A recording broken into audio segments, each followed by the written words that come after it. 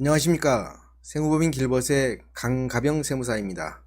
오늘은 부가가치세 신고와 관련해 가지고 일반 과세자의 신고서 작성 요령에 대해서 간략하게 살펴보도록 하겠습니다. 간략하게 살펴보더라도 내용이 좀 많기 때문에 시간이 좀 길 수가 있는데요. 찬찬히 살펴보시고 더 자세한 내용은 세분해 가지고 나중에 설명을 드리도록 하겠습니다. 관심이 있으신 분은 좋아요 그리고 구독 버튼을 눌러주시면 감사하겠습니다. 먼저 일반과세자 인적사항을 기재를 하셔야 되는데요. 그 기재사항 이전에 그 신고서 내용을 보시면은 예정신고, 확정신고, 기한후 신고, 영세율 등 조기환급 신고 이렇게 4가지가 있는데요. 각각에 해당되는 부분을 체크를 하시면 되겠습니다.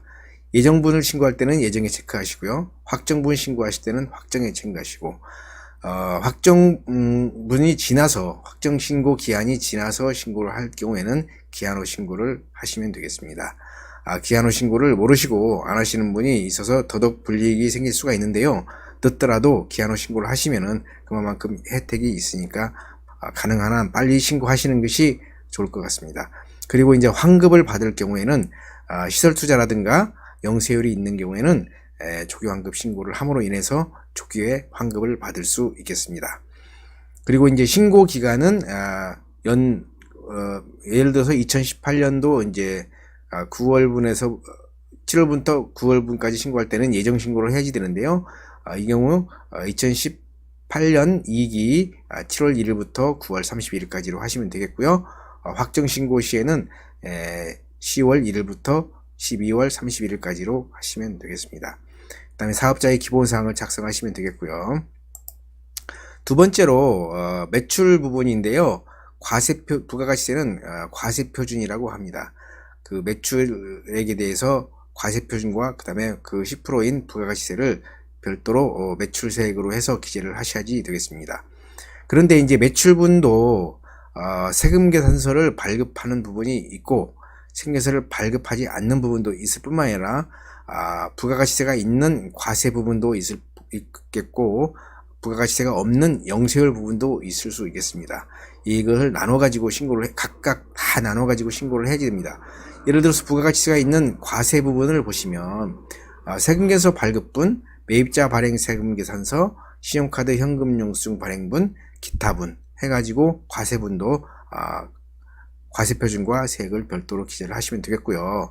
영세율분도 생계서 발급분, 그 다음에 생계서를 발급하지 않는 부분 이렇게 해서 나누어 가지고 별도로 신고하셔야 되겠고요. 그 다음에 이제 예정신고를 누락하고 확정신고 시에 예정신고 누락분을 신고하는 경우 같이 신고를 하시면 되겠습니다. 그러나 이 경우에 예정신고 누락분에 대해서는 가산세가 있습니다. 그리고 이제 대손세액을 공제를 받을 경우에 대손세액 공제 신고서를 작성을 하셔서 제출을 하셔야지 되는데요. 세액난에서 차감하고요. 기공제받은 부분은 다시 납부를 할 경우에는 플러스해서 매출세액에 가산해서 납부를 하시면 되겠습니다. 다음 매입세액 부분을 보시면 이것도 이제 생계서 수취분과 매입자 발행분, 그 다음에 예정신고 누락분, 그 밖 공제 매입세액 부분이 있는데요. 생계서 수취분에도 일반 매입과 수출기업 수입분 납부 유예분 그리고 고정사산 매입분으로 이렇게 나눠져 있습니다. 수출기업 수입분 납부 유예는 수입해가지고 수출하는 그 물품을 수입할 때 세관을 통관하면서 부가세를 부담을 하셔야지 되는데요. 어차피 공세되는 거기 때문에 수출기업의 경우 허가를 받아서 납부를 유예할 수가 있기 때문에 이렇게 해당되는 부분은 매입세액에서 차감을 매입세액에서 공제받지 못하고 매입세액을 차감하게끔 되도록 하고 있습니다. 그 다음에 조기환급 신고를 받기 위해서는 고정자산 매입분을 기재하거나 일반 매입과 구분을 하기 위해서 고정자산 매입을 별도로 구분을 해가지고 기재를 하도록 하고 있습니다. 그리고 매입도 예정신고 누락분도 별도로 기재하도록 규정하고 있고요. 그 다음에 매입자 발행 생계서 그 밖의 공제 매입세액이 있는데 그 밖의 공제 매입세액은 예를 들어서 의제 매입세액 공제를 받는 경우 그 매입 금액과 의제 매입세액률을 적용시켜서 매입세액을 공제받을 수 있겠습니다. 그리고 공제받지 못할 매입세액은 매입 생계소분이라든지 고정자산 매입분 등등 여러 가지가 있는데 이 경우에서 공제받지 못할 예를 들어서 접대비 해당 부분, 그 다음에 이제 뭐 승용차라도 비영업용 소형 승용차 개별소비세가 과세되는 분, 이런 부분도 매입세 공제를 받을 수가 없겠고요. 그 다음에 사업과 관련 없는 매입세 이런 것도 있겠고, 그 다음에 이제 공통 면세 매입분이 있겠습니다. 과세분과 면세분을 공통으로 사용되는 경우에 면세분에 대해서는 매입세를 불공제하도록 하고 있습니다. 그래서 매출세액 가합계와 매입세액 나합계를 차감해서 납부할 세액 다가 산출이 되도록 하고 있습니다. 그 다음에 이제 세액공제와 예정신고 미환급, 그 다음에 예정고지 등을 보시면 여기서는 이제 납부할 세액에서 공제되는 부분과 이제 가산되는 부분이 있을 수 있는데요. 신용카드 매출전표 등 발행세액 공제를 보시면 소비자를 상대로 하는 업종 중에서 신용카드 매출 직전 연도 매출액이 10억 이하인 경우에 신용카드 발행 금액에 대해서 세액 공제를 받을 수 있는데요. 1000분의 3을 공제를 받을 수 있는데 500만 원을 한도로 공제받을 수 있습니다. 그러나 신용카드 소비자를 상대로 하는 업종은 받을 수가 없고요. 그 다음에 예정신고하면서 일반 환급분이 발생을 해서 환급세액이 발생한 경우에는 환급을 조기에 환급을 해주지 않고요. 확정신고 시에 정산을 하도록 하고 있기 때문에 예정신고 미환급 부분도 여기에 기재해서 공제를 하시면 되겠습니다. 그래서 차가감해서 납부할 세액이 있으면 납부를 하고 환급받을 세액이 있으면 확정 시에 환급을 받을 수 있습니다.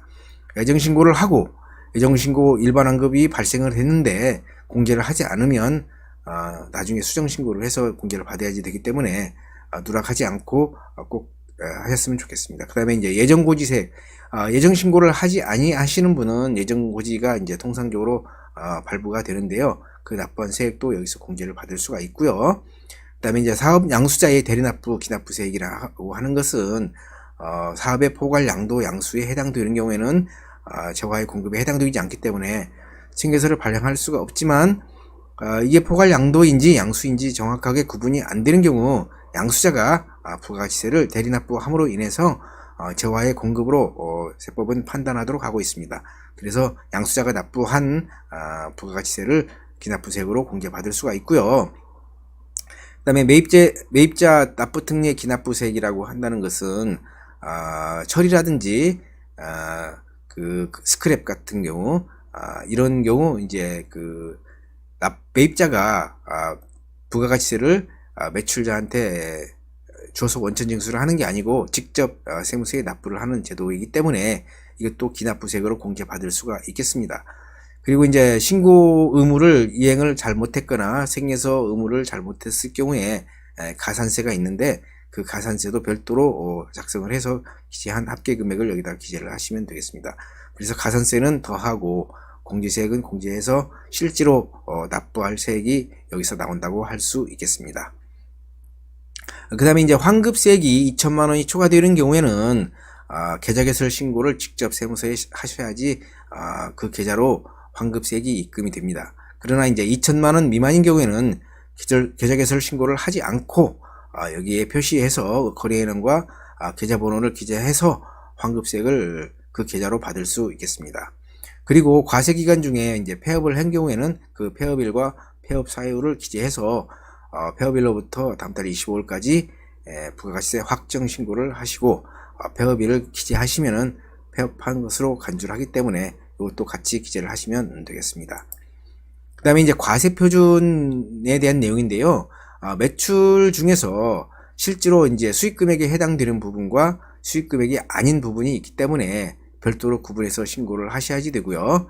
수익금액 중에서도 이제 업종이 여러 가지가 운영하고 있는 경우에는 업종별로 나누어서 수익금액을 신고를 하셔야지 되겠습니다.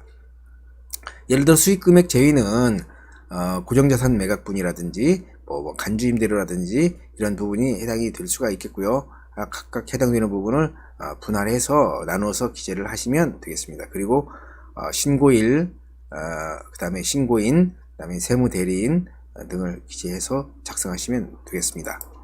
이렇게 해서 앞면은 이제 됐고요. 두 번째 뒷면에 보시면 첨부 서류 내용이 나오는데요. 각각 해당되는 명세를 제출하시면 되겠습니다.